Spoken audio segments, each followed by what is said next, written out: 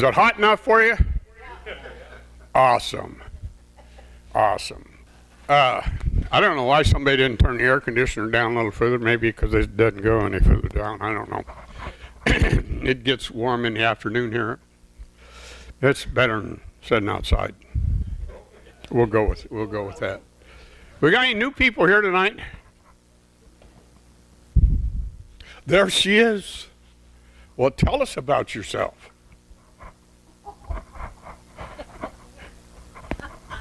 I come from a family that came to Florida in 1865. That was a long time ago, Yvonne. So my family are true Floridians. My name is Becky Ferguson. Welcome, Becky. Glad to have you. Sorry you had to sit, but, it is. If you don't pick your seats, you don't pick your seats, you know what I mean? Mike's got some goodies over here. He's got some T-shirts. He's got T-shirts like this one that I got on for $50. 25, so they're on sale, okay? They're on sale. Half price. Nice.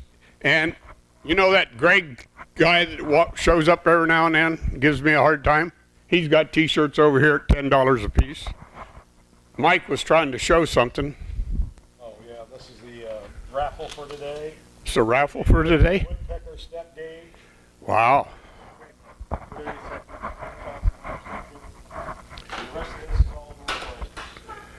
The rest of it's all door prizes. I'm going to have to give you some money for that, Mike. That's pretty nice. Pretty nice. We got a great speaker tonight. Yeah, I think he's still outside. Okay. Ralph came from Orlando. He's been here before, but he's gonna show us some nice tricks tonight. So, welcome, Ralph.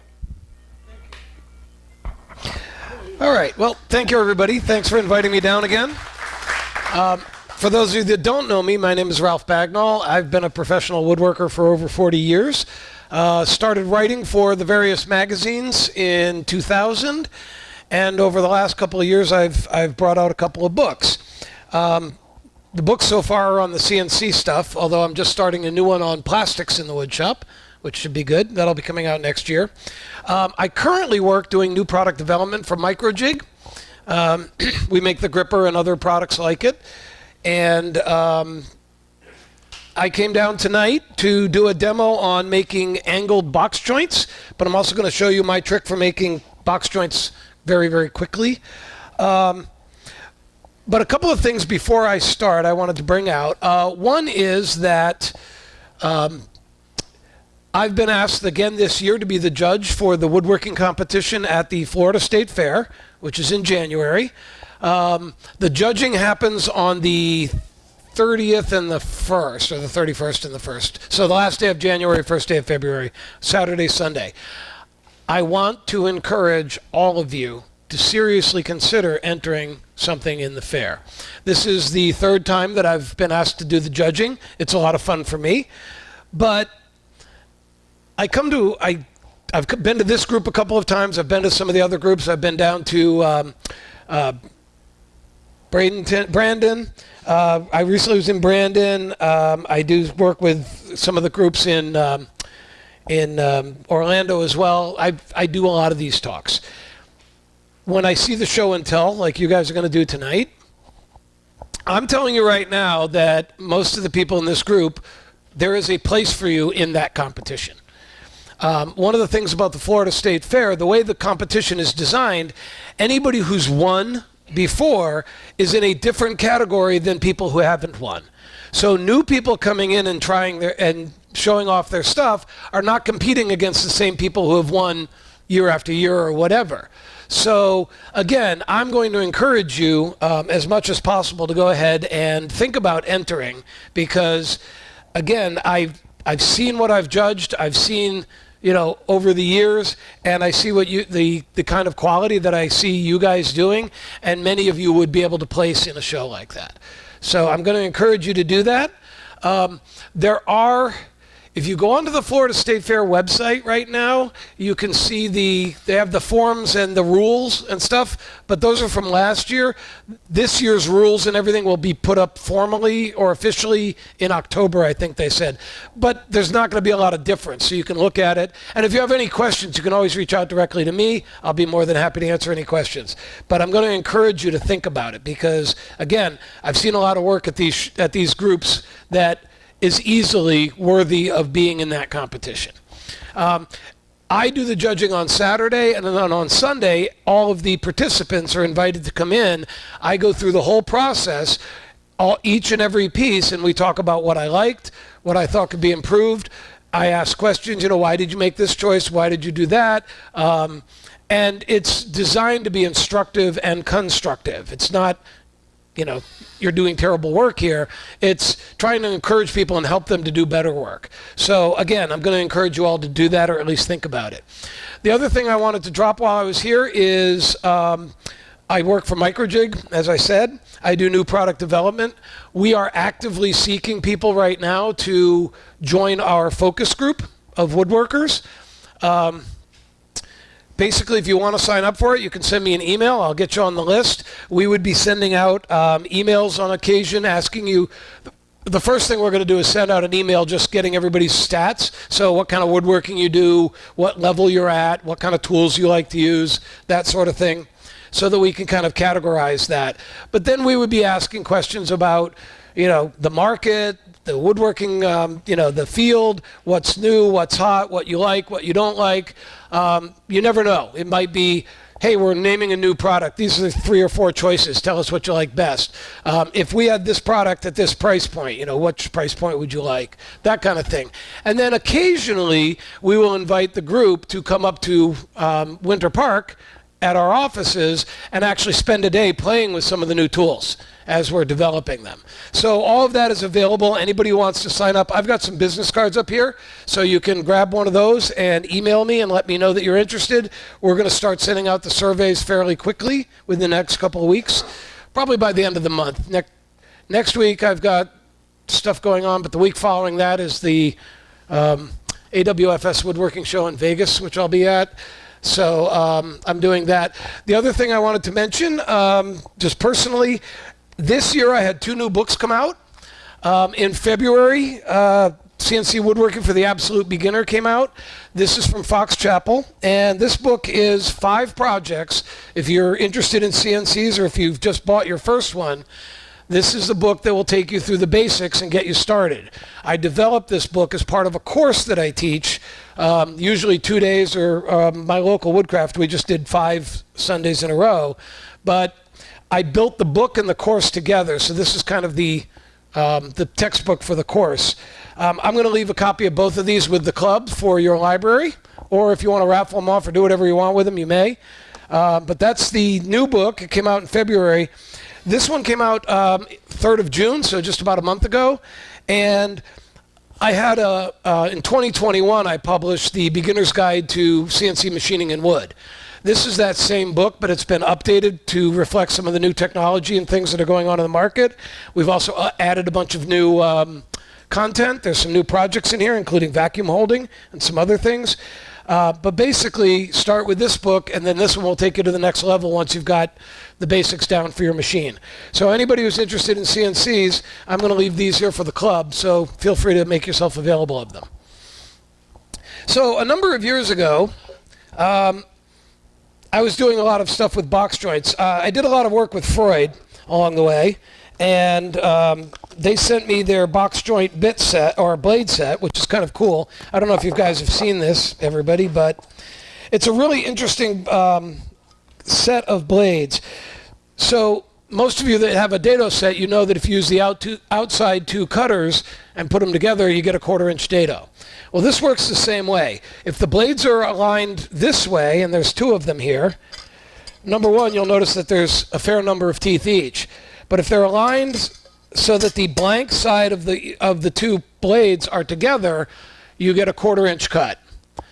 But if you align it so that the printed sides are together, the teeth are offset, so now you get a 3/8 inch cut. So this one set will allow you to do 1/4 and 3/8 box joints. I also use it a lot because in my shop, anytime I'm making drawer stock and I want a 1/4 inch groove for the bottom, this is what I'm going to grab. It's quicker and easier than my standard dado set. I do a lot of half laps, and so this allows me to cut the half laps more easily. I just find this to be a really interesting set. I rarely pull out a full dado set anymore. I usually pull this out when I need to, and it's quite a bit cheaper. It's an interesting tool. So anyway, you've all probably seen at one point or another a standard box joint jig, right? So we've got a finger here that we're going to use as an index. We have a slot where the cut is actually made. You clamp this to your miter gauge, and then you make a test cut, put the tongue in, and you got to adjust this side to side until it's right where you want it. Well, I took that one step further, and what I did was I added cleats on the back. Once I got this set exactly where I want it, and I have one for the 1/4 inch for this and one for the 3/8. And once I got it exactly where I wanted it for my saw, I glued a set of cleats onto the back of the miter gauge so that I can take this off and put it back on, and it's always going to go in the exact same spot. I don't have to mess with it. I don't have to do any test cuts now. So when I want to make a finger joint or a box joint, it's 5 minutes for me to do it, to get into the actual cutting. In this case, I'm going to have to cheat just a little bit because this isn't my saw. This wasn't set up for this saw. It is my miter gauge. But we found that if we shim the blade over just a little bit, it'll line up where I want it to be, so that's what we're going to do.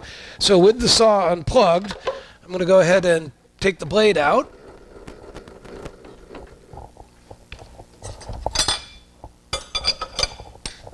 Let's get this set first. There we go.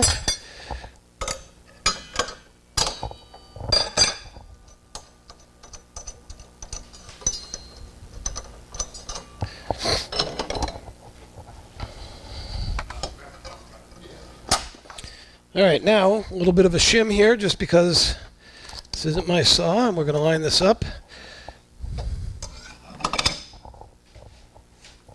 There it is. Oop.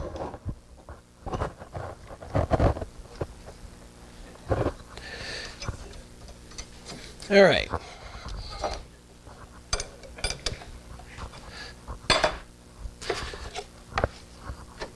Of course, I'm going to have to cut into your throat plate here a little bit. Is there? Yeah. If you got one that's more set up for a dado blade, that'd be awesome. I didn't even think to check that while we were setting up. Oops. Ah, there we go. Perfect. Excellent. Okay. So now I've actually got that. Dado blade set in there. Yeah, I'm sure you'd be happy with that. All right, so the first thing I'm going to do is I'm going to cut a standard box joint just to make sure everything's working. And so I'm going to first set up the blade so that it's cutting just about the same height as my thickness of stock. And then what we're going to do is we're going to start with the piece butted up against the finger. We're going to cut that off, and then we'll just start working our way across in a standard fashion. Now, this is a little bit low, so we'll have to see how that plays out. The other thing I like to do to keep the box joints from blowing out in the back when you're cutting through, a lot of times I'll take a marking gauge. I'll set the marking gauge to the thickness here, and I'll just make a quick score across the back side.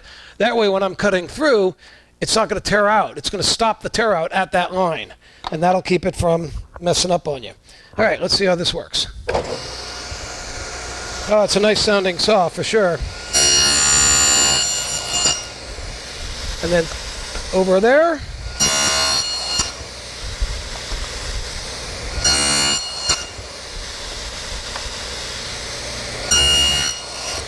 All right, so there's your box joint, number one anyway. Now the second one, the way we have to set this up,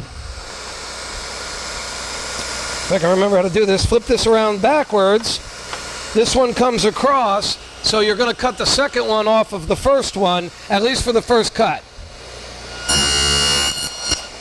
Now I can take this away and make the steps across.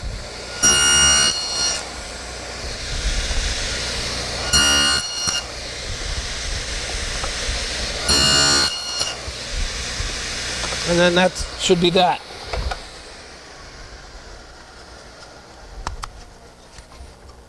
Now this is cutting a little bit deeper than I would like, but that's because the throat plate here is not even with the top, and I measured that to the tabletop. So for my angled gauge, I'll set it up a little bit differently. But anyways, we've got a pretty good joint here, so that's looking pretty nice. All right, so let's go ahead and...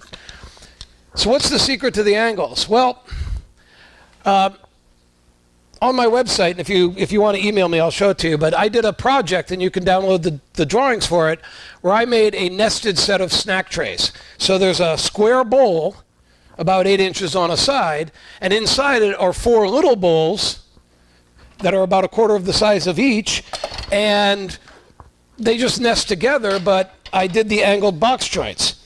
The secret to the angled box joint, is that one all, Yeah, no. is it already leveled? Close enough. Nice. Okay, thanks. The secret to the angled box joints is to simply cut your angles first. So what I'm going to do is I'm going to come in, and I'm going to start the first one up against the pin, just like before. This is the whole secret right here. Now, there is a trick when you go to do the second one, and we'll talk about that in a minute. But I'm just going to start here, and then once again, I'll just work my way right across.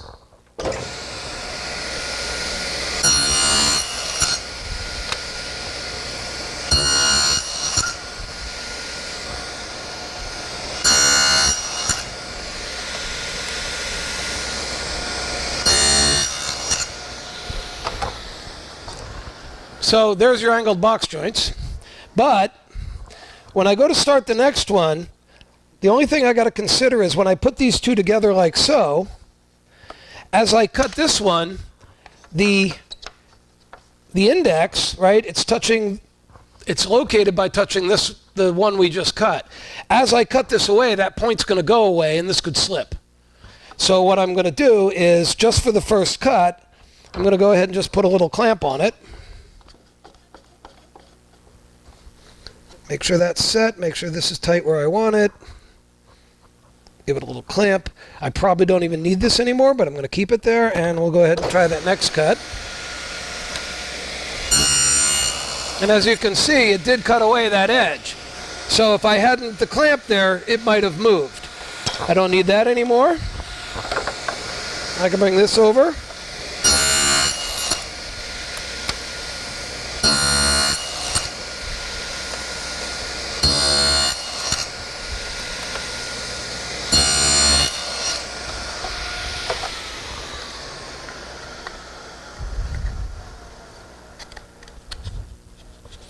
Now, one of the things you're going to want to do, go ahead and bevel these edges, top and bottom, before you cut the finger joints. You can do it afterwards, but I find it easier to do it before. But they just go together like so, and it's a little bit resistant because of the, let me try that one over. Yep. The bottom one doesn't want to go because the bottom isn't beveled.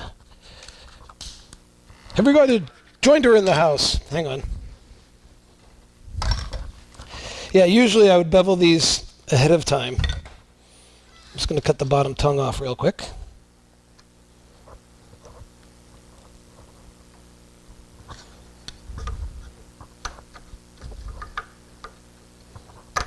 There we go.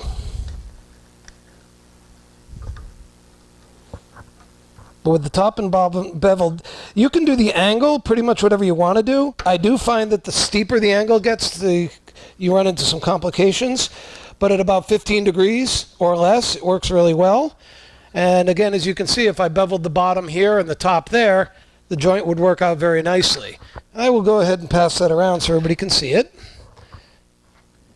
But the nice thing is that I've got this set up in such a way that I can just set this up quickly and easily and start making my cuts without having to spend a lot of time doing setup. You only have to do it once. On this particular, I have a Delta Unisaw at home. My miter gauge has a pair of holes in it, and so I use 1032 screws. the saw stop that I use at work has a pair of just slots in the top of it for the hold. So in that case, I can use other hardware. I use some of the microjig hardware here. So they have their dovetail hardware. I just cut a dovetail in the back. I can position it where I want it. And then once it's locked into place, however you hold these two together, making a set of small blocks and gluing them into place is the secret to being able to set this up. This has been set up for several years now. There's actually a video on my YouTube channel that shows me doing this, and I don't know, it was shot 5 or 6 years ago, and these still work. I haven't used them in quite a while, but I was able to bring them in and use them right away. They are fitted to my saw. So in order to, we were lucky, we found a shim and just a dado shim and just shim the blade over so it works. But as you can see with the piece, the spacing turned out quite nice. Any questions? Feel free to ask about the other things I talked about as well if you want to. But it's a quick and easy demo. That's what I wanted to show off to you guys. And anybody who wants them, whether you want to join the focus group with microjig or not, I do have business cards here. Please feel free to take one. My email is on there. You can email me any questions you have about any of my stuff or anything microjig, whatever you like. I'm usually available. When did you say your new book was coming out? They're out. Oh, the plastics book won't be out until next fall. Yeah. It takes a wicked long time to write a book. And actually, the writing isn't often the hard part. It's the editing and all of that. But I just signed the contract beginning of May. And so we're planning on a fall 2026 release on the book. It's a subject I've been working on for a long time. I've given a seminar on it at IWF a couple of times. This year, in 2 weeks, I'll be in Vegas at the AWFS show, and I'm doing that seminar there, as well as a couple of others. I'm actually doing 3 seminars at the show in Vegas. My daughter, who's a lawyer and a disability advocate, she and I are doing one on adaptive spaces, so designing and building spaces that work for everybody. What we found, because she has cerebral palsy, so we've grown up with this, when we design spaces that work for her, they work better for everybody. And so we're doing a whole seminar on that. And then I'm doing one on plastics in the wood shop. And then I'm also doing one on designing and having made custom tooling for a wood shop. So a lot of professional seminars. I've been doing that for years. Anyway, go ahead. When I saw the angle, Right. Obviously then the corner is not square. It's at some sort of an angle. It's actually square. It's pretty square. When I glued up the and I wish I'd brought my I should have brought something that I could show you guys. But when I built the set of bowls, I actually I grooved the bottom of those pieces first, and then do we have a square? Here, let me see. Maybe it's just not cool. I think it is, But I mean, because I actually did I did the groove in the bottom first, and I assembled them with the base in, and they were square. There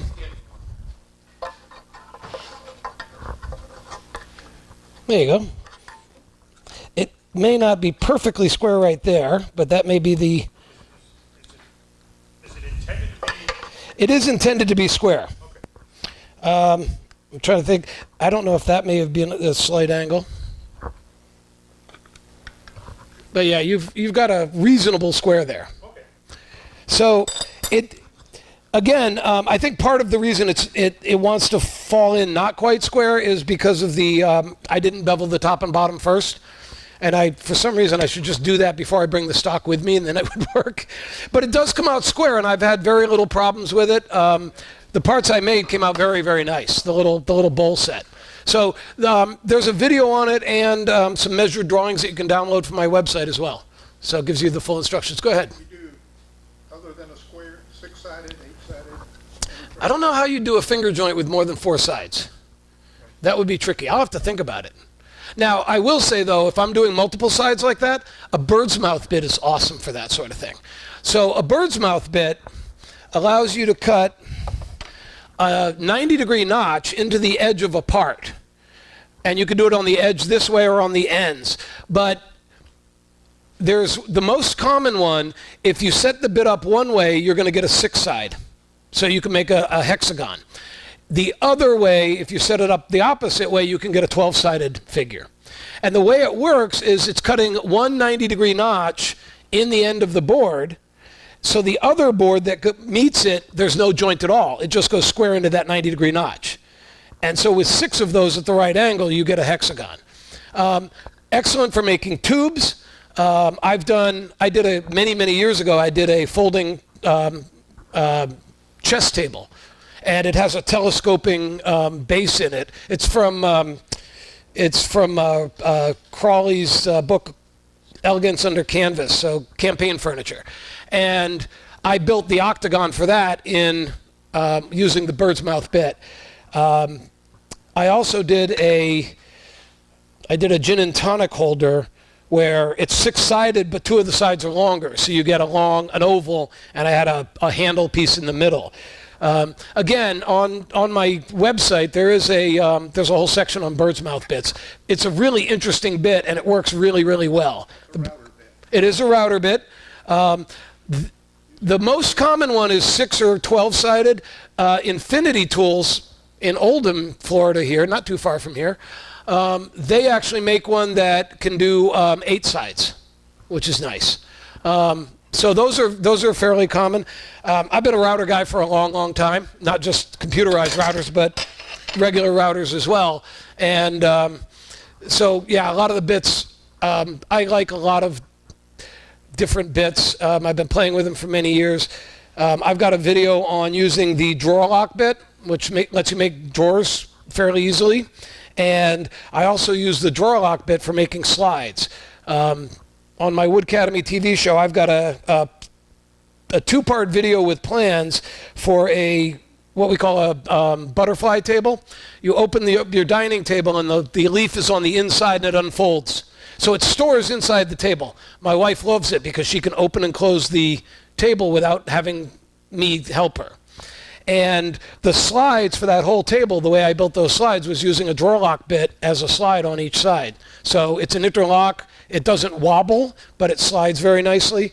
One of my specialties is, using bits and other tools not quite the way they were designed to use and getting more out of them that way. So anyway, other questions? Yeah, in the back.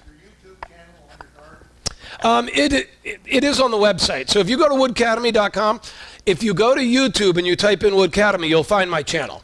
If you go to the website, you can actually look up videos. I have skill building videos. I have routers and table videos. I have CNC videos. So product demos, all kinds of things there. You can search by category, or you can just go to YouTube and look it up there. If you ever have any questions, hey, Rob, you said something about something, send me an email and I'll send you a link to whatever video it was.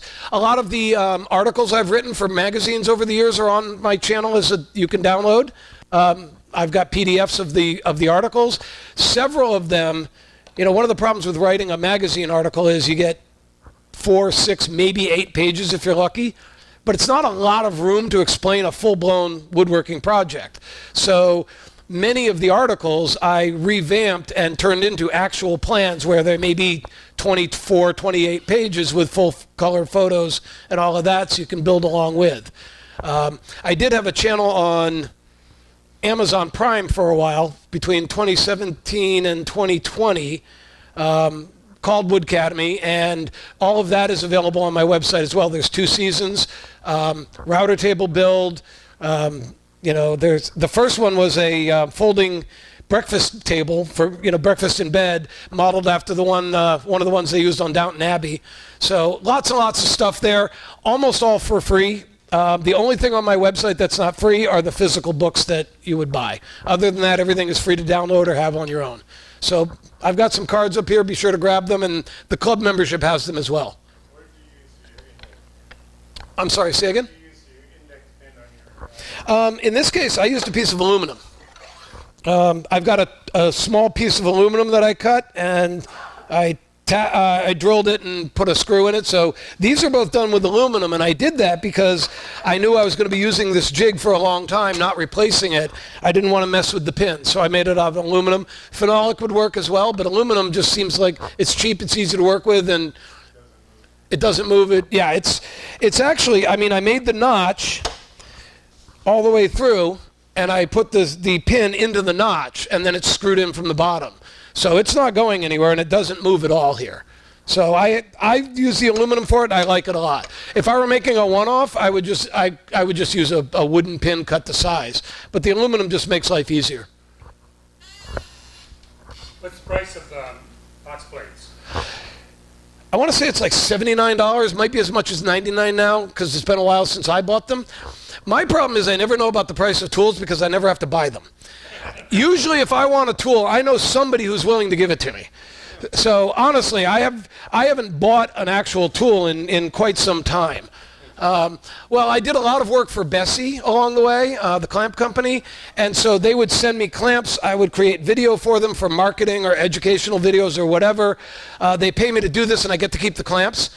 So I've got a wall of red in my garage. I mean, literally one garage wall that's just completely covered with clamps. And they say you can't have too many clamps, but I'm pushing the limits on that one. But yeah, I did a lot of work with Freud over the years, same thing. They would I have 2 or 3 of their dado sets, it's ridiculous. And it's been a great way to, make a living, so I'm not complaining. But yeah, I think it's under $100, I believe, for that set. It's a really nice set. It's one of my favorites. All right, anything else? All right, well, I'm looking forward to seeing the whole show and tell thing tonight. Well, I think we'll take a little break. And he's right. I've got a set of those blades down here, different brand name.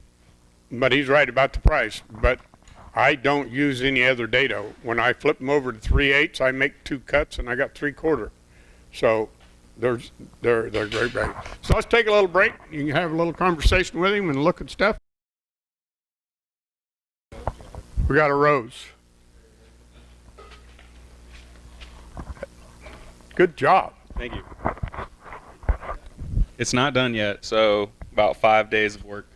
I just opened up some woodworking magazines, and I saw that there was a buffalo that its nose was at one level and then different levels. So I imagine the same thing for the rose. This is going to be the highest point up here, and then the goal is just to create shadows.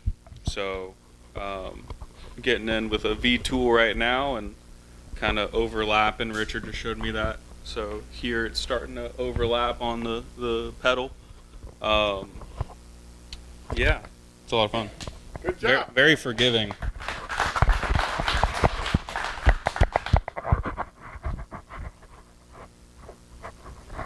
Okay, now we have one other one up here. I wouldn't have any idea who would do something like this, He explained this last time he brought it in, and then he turned around and he confused us with this one. And then not only didn't just make one, he had to make 4 of them. Well, I had to have a set. Oh.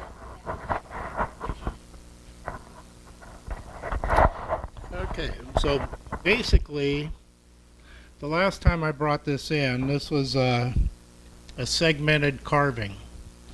So I had to create a segmented block and then carve it into a bowl.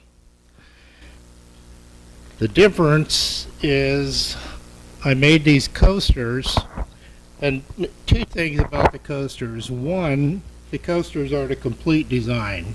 I only use the center part of the design because going up the sides of the bowls just presented too much of a challenge for what I was doing. On this one, it was easy enough to do the whole design, and this is a V-carve inlay. And I don't know if you remember last month or the last meeting, I brought in a cutting board where I told you that oversanding was a problem. And the same issue applies here because you have to make the first cut and inlay it. It's a V. So before you can do the second cut and inlay that, you have to clean it off level. Well, as you're doing that, you're removing, no matter how good you are, you're going to remove some of the material. And then you make the second cut and repeat the process, and then you're removing material again. Well, as you're removing material, the sides of the V are receding away, and you're getting the background or the Purple Heart showing through between the segments. So anyway, I got it pretty close. It's not perfect, but it came out fairly good. Hold it to the camera so we can zoom in on it.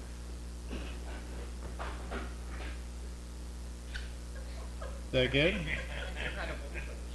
did you manage to cut those little bitty pieces? What were you using to cut things? Well, I used I believe I used a 30-degree V-bit. I did this with a CNC router. Oh, I did not do it by hand. I will never do it by hand. fair enough. I'm missing you. The guy with the rose does it by hand, and that's good. I cheat. They look great. That's the object. All right, thank you.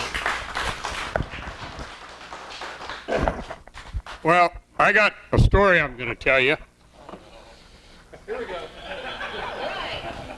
Remember I told you about that guy that came in here and wanted me to make him a box?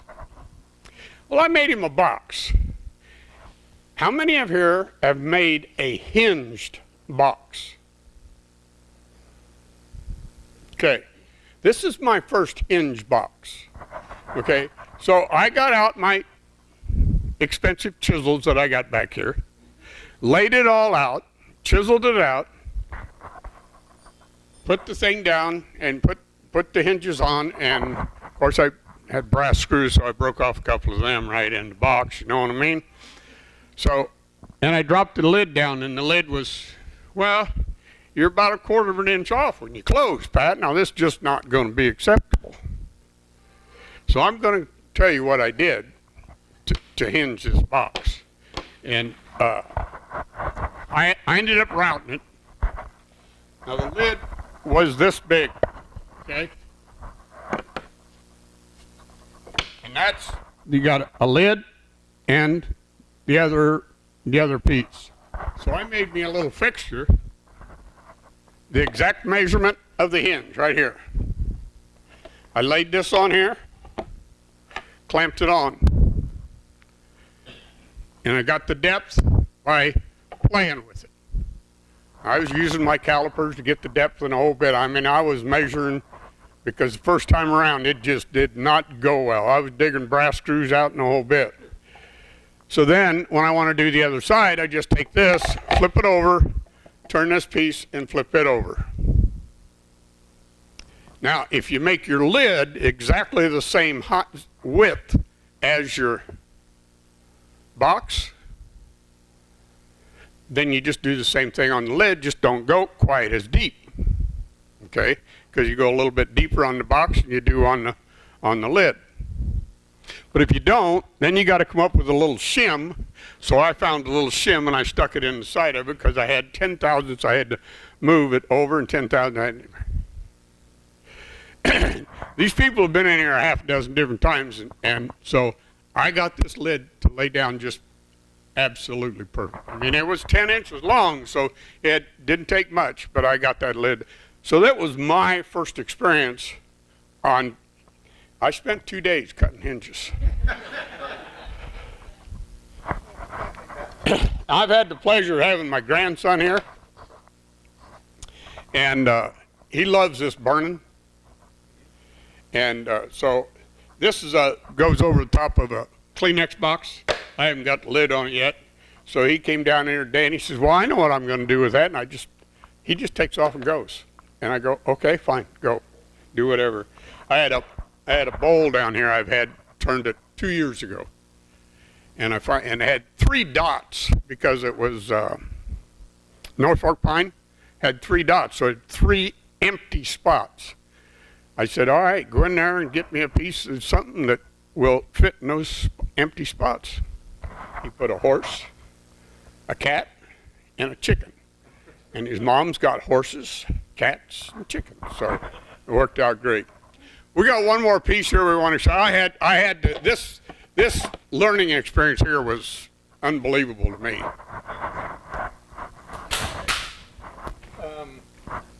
Where the best place to set this? Push, shove, turn, go. Okay, a lady at church came up and said, I've got some, a lady in our church came up to me, and she found out I was doing some woodworking, and she goes, my son found some veneer pieces in a shop they were emptying out. So she wanted to know if they're usable or in any quality, and if they're good enough to use, we can put them on a base and make a sign out of it or what, or a plaque, and then give it to whoever. But what they are, can you hold that, or you hold that one up? It's West Point, and this is the back side that you would glue down. So the front side has got the paper on it, and it's coated with newspaper. There's two of them exactly alike. This is the German newspaper from 1963. So these were made 62 years ago, and they're still together except for a few cracks around the formica, or the veneer. So I know absolutely nothing about veneering and how we could put that on and then salvage the back of it. And Ralph thought this was just hide glue that'd wash off on here, and then we take off the paper. But we can do it together as a monthly meeting or something? If somebody has knowledge of what's going on here, Because I have none on this. Huh? Who? I said, tell them, raise your hand if you have any. Oh, yeah, anybody can help out. I've got a vacuum veneering rig and everything else. Yeah. So we thought we could give it to a BFW hall or do something with it, but it's West Point, and I wasn't sure what the MSMA is, but he said it was a U.S. military academy. And yeah, it was put together in Germany. And I don't know who by, but I found a date on one of the papers. Huh? That is some serious work. So, but anyway, this is something fun we can work on, or if anybody knows someone who can do it, or this would take a vacuum, and it'd have to be vacuum. It doesn't have to be vacuum, but that's just the best way to do it. 'Cause of all the- It will give you a completely flat, no Yeah. voids. Yeah. Yeah, vacuum is complete. There's no, you This don't is have to one? make calls or anything else. I've got a vacuum bag that's big enough for that, along with the vacuum pump. So yeah, if you guys wanted to figure out a time to do it, I'll come down and we can spend a day doing it. so maybe we can figure out something, have a activity doing it. But they're two exactly alike. But I thought, well, first to find out if they're good, and Ralph has been doing it before. He thinks they're in real good shape. So we're going to try and put them together. I didn't know if anybody here even went to West Point. You never know. Well, you've got, they make a veneer solvent basically, so you spray it on and it helps the veneer lay flat. So, because it tends to curl and do this kind of stuff.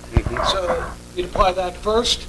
I would honestly, I would probably use Tight Bond 1 because it becomes brittle when it's hard. It doesn't have any room to flex or move. 2 and 3 tend to be more waterproof, but they're flexible. They're never quite hard. Yeah. So Tight Bond 1, we lay it down, we put it in the vacuum press. Half an hour later, you can take it out and start working with it. So, I'd lay that on a piece of MDF. okay, that's what I was going With to ask the- MDF. With a trim wood around it or Yeah, something. you could put a frame around it after you're done, but the substrate behind that, if it's MDF, it's not going to warp, it's not going to twist, it's not going to split over time or anything like that. And that's the whole point of veneering, is to be able to use exotic, expensive woods cheaply because you've sliced them. Right. We have a tendency to look down on veneering. Oh, it's just a veneer on there. Well, they were making veneered furniture in the 1700s. Market Because tree. it's just less expensive than using a complete piece of mahogany or whatever else. So, but that's that's brilliant work. It's rare to see something that well done. They've used the shading on all the leaves and everything is sand shading. So they use hot sand to make the shading there. Same thing with the eagle feathers. That's just gorgeous, gorgeous So you're work. gluing this down, and this is going to be, so it Correct. would look right side up. Right, exactly. Yeah. Then with CNC, Yeah. No. No, not in back 63. 63 it wasn't. And they're just alike. There's two of them just the same. So we'll see what we can do with them. That's some really, really beautiful work. Yeah, we'll put it out. You guys take a look at it. Well, that's what I've got. Oh, you got? That's all I got. So we'll make a group project. All right. And I hate to say this, but I mean, not that I would have almost every tool. I do have vacuum bags in there. Who's up? Mike? No, Alvin's turn. Don't scare him like that. Good luck with that.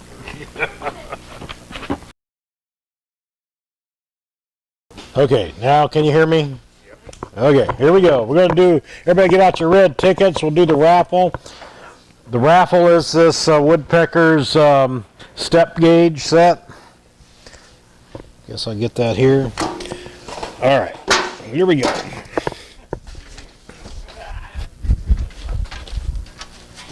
All right, Woodpeckers, who we got here? Oh, we got everybody here today. We get this new lady here. We'll get you to pick out the card today, or the ticket. There we go. Yeah. All right, very good. We have the ticket. Ticket number, are you ready? Last four digits. 8012. 8012. I'll take it. Oh, looks like I know that voice. I know that voice. Okay. Mr. Joe Eddy. All right.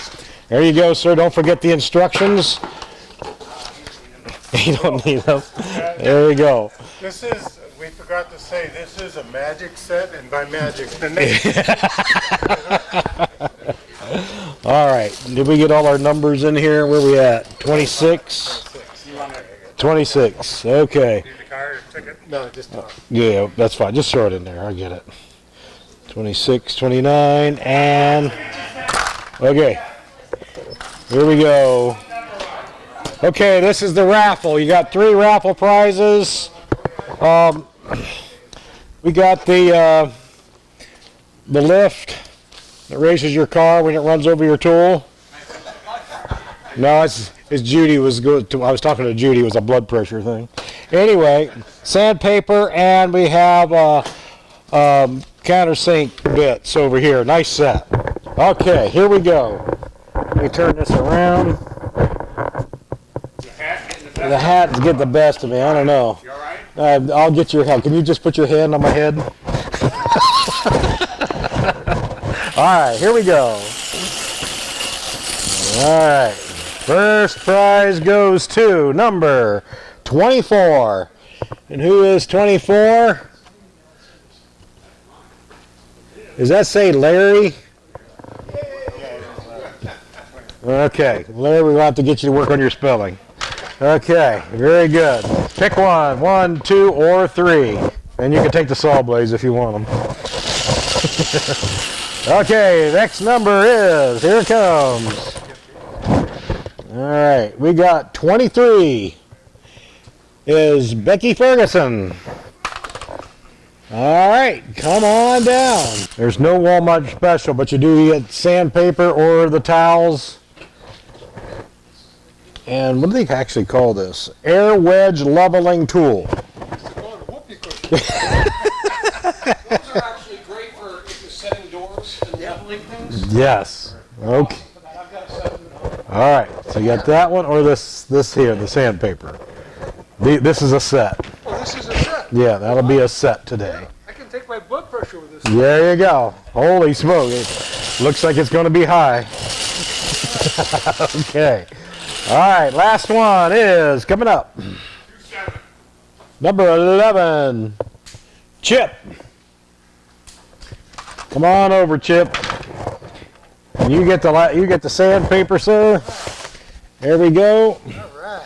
And we're not doing the 50-50 tonight. Cards aren't here, but whoever donated in, there's your name as everything is still in place for the next run. So we're good to go. Okay. There's door prizes right here. Pat's giving these away. Okay, that's it. Mr. Pat, it's all you, man.